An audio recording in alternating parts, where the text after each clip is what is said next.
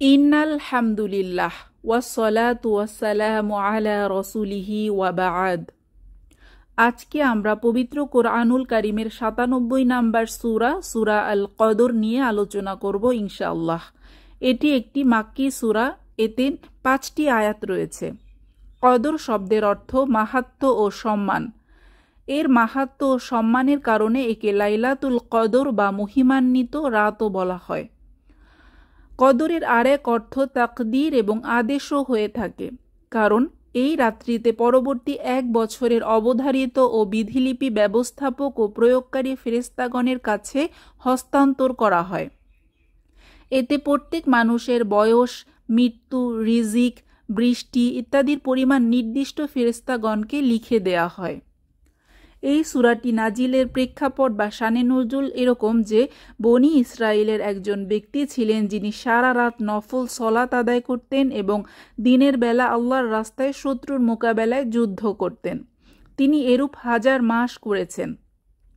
এ কথা জেনে সাহাবীগণ বললেন, হে আল্লাহর রাসূল সাল্লাল্লাহু আলাইহি ওয়াসাল্লাম, আমাদের বয়স তো ৬০ বা ৭০ বছর, আমরা তো তাদের মতো এত দীর্ঘ সময় ইবাদত করতে পারবো না।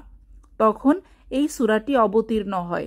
এটি উম্মতি মুহাম্মাদি বা মুহাম্মদ সাল্লাল্লাহু আলাইহি ওয়াসাল্লামের উম্মতের উপর আল্লাহ সুবহানাহু ওয়া তাআলার অনেক বড় অনুগ্রহ। ছোট্ট জীবনে খুব বেশি সওয়াব অর্জন করার সহজ পন্থা। বিসমিল্লাহির রহমানির রহিম। পরম করুণাময় অসীম দয়ালু আল্লাহর নামে শুরু করছি। ইন্না আনজালনাহু ফি লাইলাতিল কদর। নিশ্চয়ই আমি একে নাজিল করেছি লাইলাতুল কদরে। এই আয়াতে একে নাজিল করেছি বলতে পবিত্র কুরআনুল কারীমকে নাজিল করার কথা বলা হয়েছে। সূরা বাকারার ১৮৫ নম্বর আয়াতে আল্লাহ সুবহানাহু ওয়া তাআলা বলেন, রমজান মাসে কোরআন নাজিল করা হয়েছে। এ থেকে জানা যায় নবী সাল্লাল্লাহু আলাইহি ওয়াসাল্লামের কাছে হেরা গুহায় যে রাতে আল্লাহর ফেরেশতা জিবরিল আলাইহি ওয়াসাল্লাম ওহী নিয়ে এসেছিলেন সেটি ছিল রমাদান মাসের একটি রাত। এই রাতকে এখানে কদরের রাত বলা হয়েছে। এছাড়া সূরা দুখানে একে মুবারক রাত বলা হয়েছে অবশ্যই আমরা একে একটি বরকতপূর্ণ রাতে নাজিল করেছি। সূরা আদ-দুখান আয়াত ৩। এই আয়াত থেকে পরিষ্কার জানা যায় যে কোরআন মাজিদ লাইলাতুল কদরে অবতীর্ণ হয়েছে। এর এক অর্থ এই যে সমগ্র কোরআন লাওহে মাহফুজ থেকে লাইলাতুল কদরে অবতীর্ণ করা হয়েছে। অতঃপর জিবরিল আলাইহি ওয়াসাল্লাম একে ধীরে ধীরে ২৩ বছর ধরে রাসূলুল্লাহ সাল্লাল্লাহু আলাইহি ওয়াসাল্লামের কাছে পৌঁছাতে থাকেন। দ্বিতীয় অর্থ এই যে এ রাতে কয়েকটি আয়াত অবতরণের মাধ্যমে কোরআন অবতরণের ধারাবাহিকতার সূচনা শুরু হয়।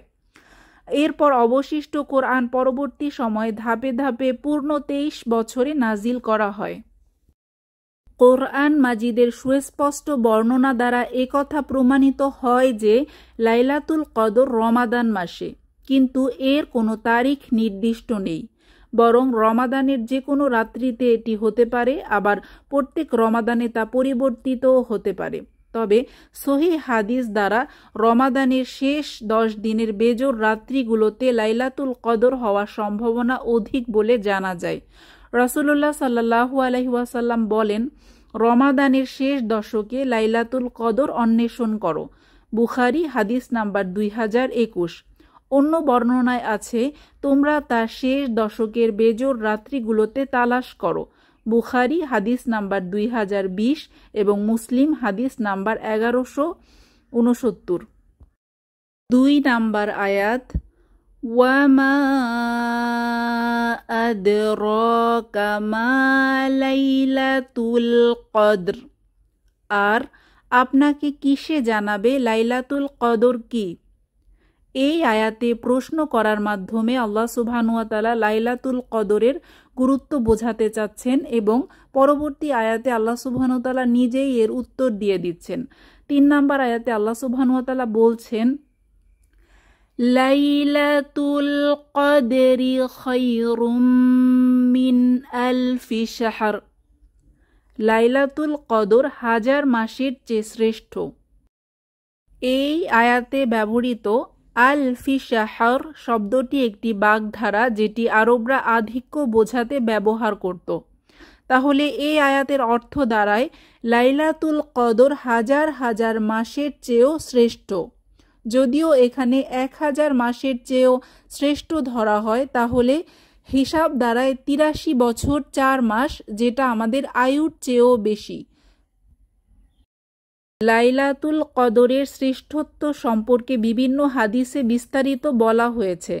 হাদিসে এসেছে, রমাদান আগমনকালে রাসূলুল্লাহ সাল্লাল্লাহু আলাইহি ওয়াসাল্লাম বললেন, তোমাদের নিকট রমাদান আসন্ন, মোবারক মাস।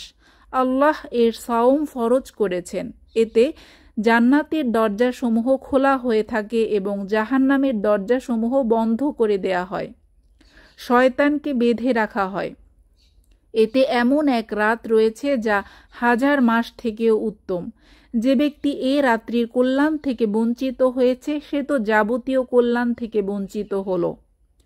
অন্য হাদিসে এসেছে, রাসূল সাল্লাল্লাহু আলাইহি ওয়াসাল্লাম বলেছেন, যে কেউ ঈমান ও সওয়াবের আশায় লাইলাতুল কদর রাত্রিতে সলাত আদায় করতে দাঁড়াবে, তার পূর্ববর্তী সমস্ত গুনাহ ক্ষমা করে দেয়া হবে।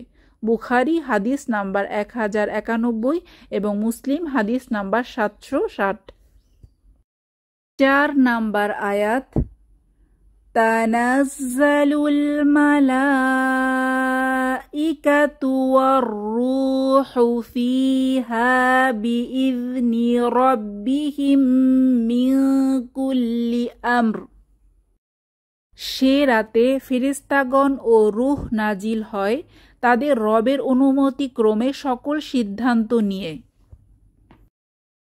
এই আয়াতে রূহ বলে কি বোঝানো হয়েছে এ নিয়ে মতপার্থক্য থাকলেও প্রাধান্যপ্রাপ্য মত হলো এর দ্বারা জিবরিল আলাইহি ওয়াসাল্লামকে বোঝানো হয়েছে। জিবরিল আলাইহি ওয়াসাল্লামের শ্রেষ্ঠত্ব ও মর্যাদার কারণে সমস্ত ফেরেশতা থেকে আলাদা করে তার নাম উল্লেখ করা হয়েছে। জিবরিল আলাইহি ওয়াসাল্লামের সাথে ফেরেশতারাও সে রাত্রিতে অবতরণ করে। হাদিসে আছে, লাইলাতুল কদরের রাত্রিতে পৃথিবীতে ফেরেশতারা এত বেশি অবতরণ করে যে তাদের সংখ্যা পাথরকুচির চেয়েও বেশি। মুসনাদে আহমদ হাদিস নাম্বার 519। রবের অনুমতি ক্রমে ফেরেশতাগণ লাইলাতুল কদরে সারা বছরের অবধারিত ঘটনাবলী নিয়ে পৃথিবীতে অবতরণ করেন এবং আমরে হাকিম বা কর্ম অনুসারে মানুষের ভাগ্য পরিবর্তন করতে পারেন, যেটা সহিহ হাদিস দ্বারা প্রমাণিত। 5 নাম্বার আয়াত, সালামুন হিয়া হাত্তা মাতলাইল ফাজর। শান্তিময় সে রাত ফজরের আবির্ভাব পর্যন্ত। এই আয়াতের মাধ্যমে বোঝানো হচ্ছে যে এ রাতের মূল উপকরণ হলো সালাম বা শান্তি, অর্থাৎ এই রাত্রিটি যাবতীয় অনিষ্ট ও বিপদাপদ থেকে শান্তিপূর্ণ। লাইলাতুল কদরের এই বরকত রাত্রির শুরু অর্থাৎ সূর্যাস্তের পর থেকে ফজরের উদয় পর্যন্ত বিস্তৃত।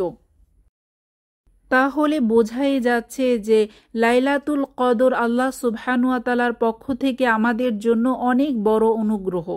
আল্লাহ সুবহানাহু ওয়া তাআলা আমাদেরকে জীবনে অনেক অনেক রমাদান এবং লাইলাতুল কদর পাবার তৌফিক দান করুন। আমিন।